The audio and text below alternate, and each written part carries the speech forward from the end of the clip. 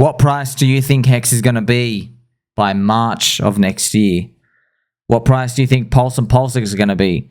I drew the fib extensions for all of them, and you get around anywhere from a 6 to a 12x from here, somewhere in that vicinity. I'll take that. I mean, I'll be happy with that. But that's only alt season wave number 1. It's not the alt season wave number 2 guesstimate. So I think we'd put Ink at around, you know, maybe 45 bucks as well. Hex around 16 cents. Pulse around 10x day 1 sack. PulseX around 5x day 1 sack. But that is honestly, that's the extension of the fib that's the highest. That's the 4.23. We always like go, oh yeah, just give me the big euphoria one. You don't have to get there necessarily. And then I think after that point though, it's up to the Holy Spirit again. Just like it helped Donald Trump dodge the bullet from the planned assassination. Because after that now, yes, it's a full-on believer cycle after that point. Because in the midst of the turmoil midway next year, if there's some sort of correctioning that's happening, oh boy, it's going to be tough. What could save us though, make it easier, is if Bitcoin just keeps breaking the highs. Because if Bitcoin doesn't like drop 2021 style, like where China banned it, if it keeps going, like right here, this is the Bitcoin price chart, yeah? See how we just basically got scammed? Altcoins were dead. It was literally game over. Bitcoin dropping this much was too much. See, Bitcoin here, wow, man, it dropped 53%. If you go back to 2017, you're not allowed to go down that much. You killed it. 30% maximum, and then 37%. But then next week, you reverse it. You see? You go down. Next week, full reversal up. Yeah, so that's the critical moment, right? A big 50% drop in Bitcoin. That's what shocked everybody in 2021. That's what actually killed it. Now, I'm hoping we get a repeat of 2017. That's going to be fantastic. And remember, during that 2017 time, we had the song and dance, Bitcoin and altcoins. Bitcoin takes over midway.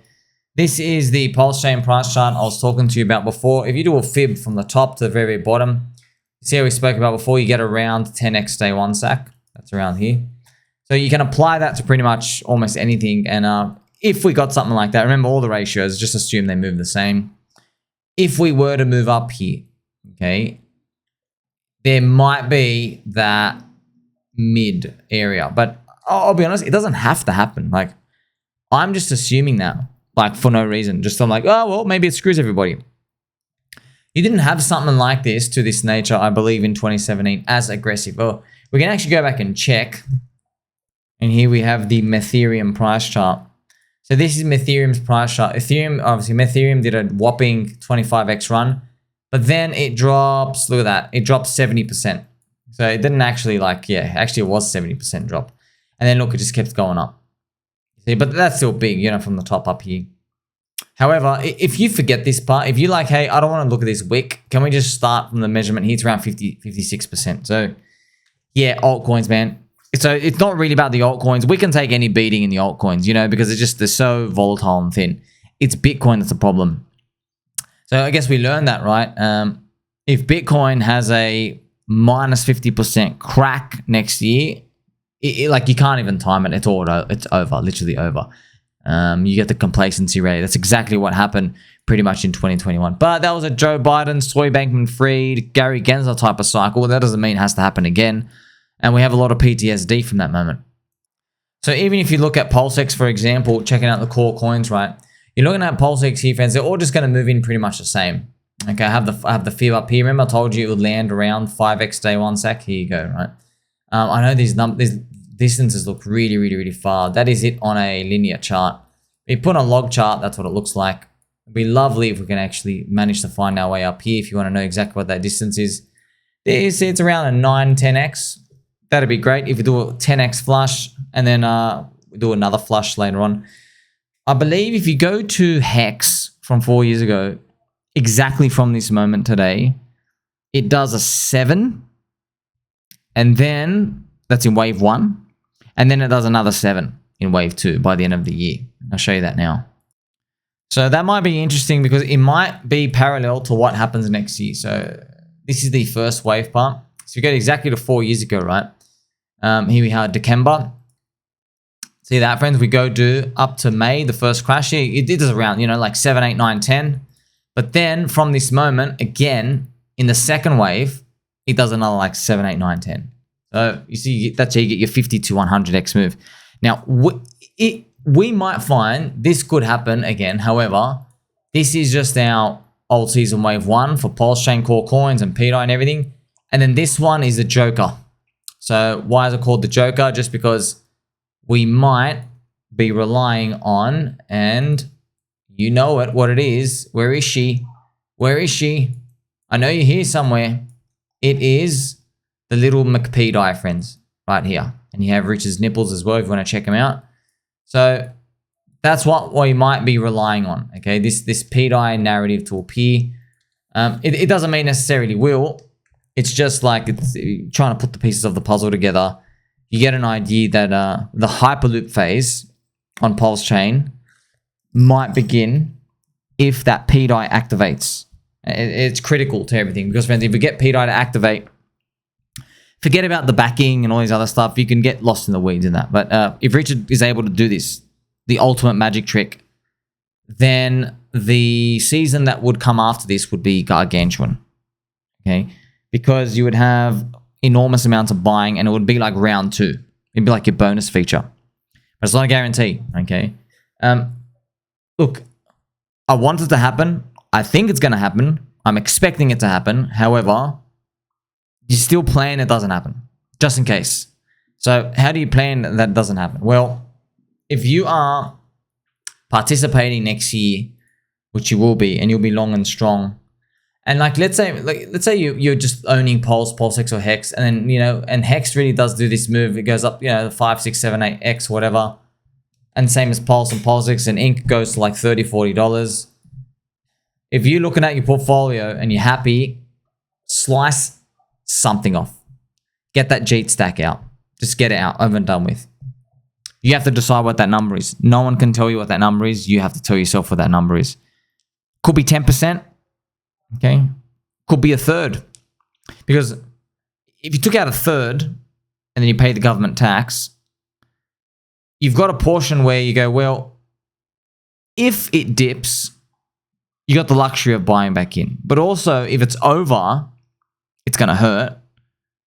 But if it continues in cycle 2 as well, the wave at the end of next year, if we do get that you still got the bulk of your risk on. Okay. However, if you took nothing out, you're playing with fire at that point. Because I'll be able to withstand anything, but we're dealing with bigger numbers here, friends. Most people emotionally, I know most people emotionally, the swings. Oh man, like a lot of you just want to retire at $1 million. You want that 7-figure $1 million. Every single one of you said you'll just click out, you're all out. Okay, what if your portfolio grew to like 340,000? Now you're just a 3x away. What if it stops there and alts drop 60%? Bang. Okay, if that happens, you might have friends and family, they're going to peer pressure you. They're going to tell you, well, you know what I mean? You still got your 120,000. That's still a lot of money. You can make a 10x in like 4 or 5 years. So that's this part. So if we go up here and then you're like, oh, and just another 2 to 3x and then whack. Okay. I really want you to be careful about that part that comes there. So you're just psychologically, you're warming yourself up for this, and you can protect yourself against that by making sure you take profit in a little Jeet stack. Okay. So you've learned a lot today. Different targets. I hope we go to all the extensions. I really do. I showed you all of them. Pulse, PulseX, everything, friends. And I've got a very special mention. We're starting to see some other things wake up. You know, obviously eHex, but Icosa, friends. Slingshot leverage on Hex. I mean, like, you could not ask for a more perfect weekly double bottom chart like that. Like, just an absolute rocket. Okay. Last time Hex was 3 cents, Icosa was like $1.50. Just to show you, like, man, it's like 8, 9x undervalued. That's if Hex stops at 3 cents, which is not going to.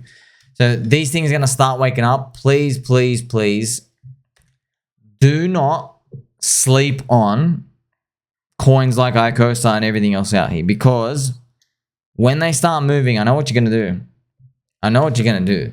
It's going to go up like that. You're going to start buying it up here. And guess what? You're actually going to be right, because it's going to go like that. Okay.